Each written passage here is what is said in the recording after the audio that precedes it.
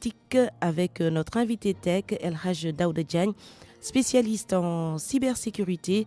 Il analyse l'avant-projet de loi sur la protection des données personnelles et pose le débat sur la problématique de la souveraineté numérique. Daouda Diagne s'inquiète également du sort des données à caractère personnel des citoyens sénégalais contrôlés par des entreprises étrangères. Il est par ailleurs directeur de Computech Institute. Entretien avec Jo Maron. Et là, Daouda Diagne, vous êtes expert en cybersécurité et vous dirigez aussi Computech Institute. D'abord, dites-nous, qu'est-ce que vous faites concrètement?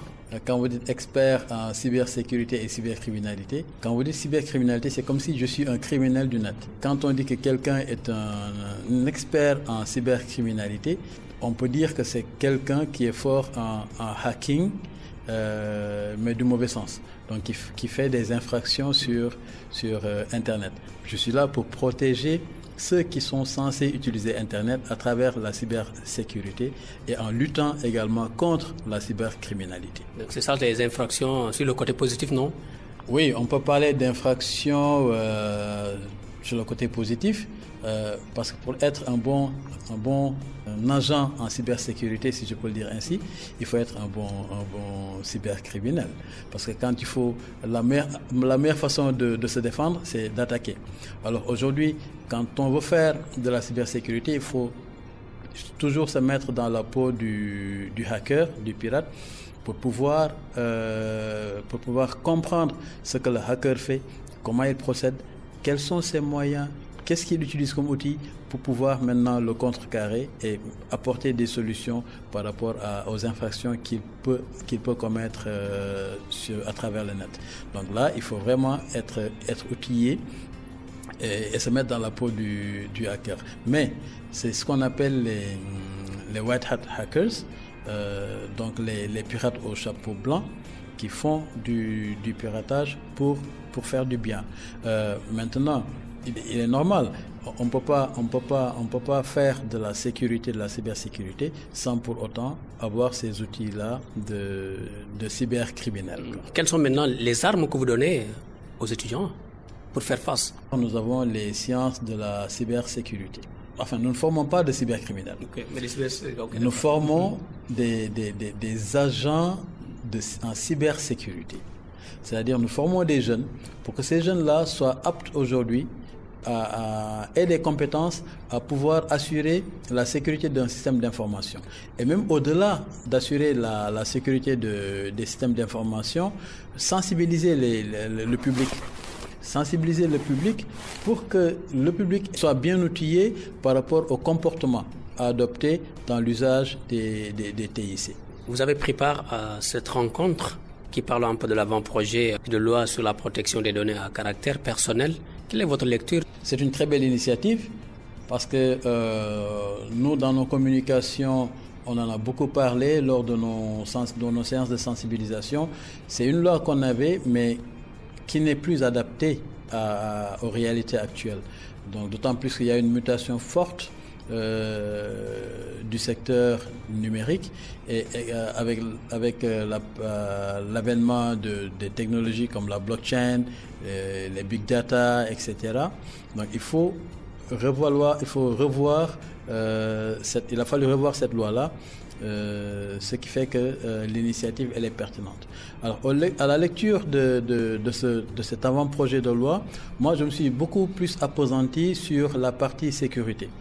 Parce que on ne peut pas parler de loi sur la protection des données personnelles sans pour autant prendre en charge cet aspect sécuritaire-là sur la protection des données à caractère personnel. C'est des données qui sont extrêmement sensibles et qui concernent la vie privée de personnes. Donc, et ces données-là, on sait qu'elles vont subir un traitement, donc de la collecte soit à la conservation ou à la destruction, c'est tout un processus, doivent respecter au moins certains principes fondamentaux de la sécurité, à savoir l'authentification ou bien l'identification. Il faut qu'on sache à qui appartiennent ces données-là. Il faut qu'on sache qui doit accéder à ces données-là.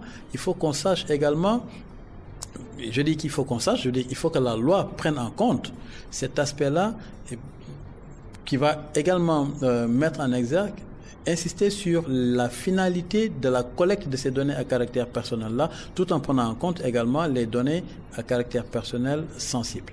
Alors, la disponibilité, il faut que ces données soient disponibles aussi bien par ce qu'on appelle le responsable de traitement, mais également par la personne qui est concernée par cette collecte de données-là, qui demain peut demander à avoir accès à ces données. Je prends l'exemple d'un dossier médical.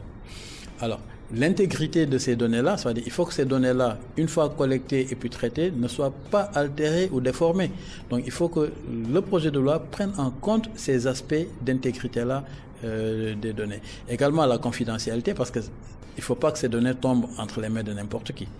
Donc, il faut au moins que ces 4 principes-là fondamentaux de la sécurité d'un système d'information soient pris en compte de manière claire, explicite dans l'avant-projet de loi. Mais pourtant, M. Diagne, nos données personnelles tombent entre les mains de n'importe qui. Si je prends par exemple la confection de nos cartes d'identité nationale, entre autres, c'est des sociétés étrangères, ou bien on fait appel à d'autres organisations qui gèrent nos données. Est-ce qu'on est en sécurité? En tout cas, ce que je peux dire sur ce plan-là, c'est que toute donnée qui tombe entre les mains d'une entreprise qui n'est pas une entreprise sénégalaise souveraine des données peut poser problème. À mon avis, c'est toute une chaîne qui n'est pas trop maîtrisable. Ce que je veux dire, c'est quand aujourd'hui une entreprise étrangère vient collecter nos données, on ne sait pas entre quelles mains ces données-là vont tomber. Est-ce que cette entreprise-là n'est pas en train de sous-traiter l'exploitation de ces données-là? Est-ce que ce sous-traitant-là n'est pas encore en train lui-même de sous-traiter encore l'exploitation de ces données-là? On ne sait pas. Des fois, on expose nos données, on les met sur le cloud, on les met n'importe où. On ne sait pas exactement où se trouvent ces données-là. Et demain, de quoi ces données seront faites, on ne sait pas. Donc, ce qui veut dire qu'aujourd'hui, nous avons atteint une certaine maturité au Sénégal et nous devons, dans le secteur du numérique, et nous devons assurer la souveraineté de nos données. On ne cessera jamais assez de le dire. Il faut qu'on soit souverain numériquement et assurer la souveraineté de nos données. Avons-nous les experts, les hommes et les femmes qu'il faut pour ça? Je vous assure que le Sénégal dispose de toutes les ressources qu'il faut pour pouvoir travailler dans le secteur. Des universitaires ont été formés, d'autres personnes ont été formées, soit au Sénégal, soit à l'étranger. Tous les acteurs de l'écosystème du numérique seront d'accord avec ce que je dis. On a tellement formé d'informaticiens dans divers secteurs de l'informatique, parce que l'informatique est un peu plus large, on a divers secteurs. Mais aujourd'hui, je sais que nous sommes assez outillés. On a beaucoup de ressources humaines de qualité, informaticiens, qui sont là au Sénégal et qui peuvent assurer non seulement la souveraineté de nos données, mais également la sécurité de ces données à caractère personnel. Il y en a, mais sauf que peut-être ce sont des ressources qui sont méconnues, ou bien ce sont des ressources qui sont là, qui sont sous-utilisées, ou bien qui ne sont même pas utilisées. Moi, je pense qu'il va falloir refaire une cartographie. Peut-être c'est même trop ambitieux de dire cartographie, mais au moins impliquer carrément les ressources que nous avons au Sénégal et qui sont connues dans le secteur du numérique. Aujourd'hui, je préfère qu'on regroupe les Sénégalais, qu'on leur donne des projets très concrets dans lesquels ils vont travailler pour faire émerger ce secteur du numérique-là et de leur confier des marchés que de donner des choses à une entreprise étrangère qui, elle, va transférer nos données ailleurs. On ne sait pas où est-ce qu'elles sont et de quoi ces données seront faites demain. L'utilisation finale de ces données, on les ignore. Elhadji Daouda Diagne, je rappelle que vous êtes expert en cybersécurité et vous dirigez aussi Computech Institute. Je vous remercie. Je vous remercie également. Merci beaucoup, Jo Maron.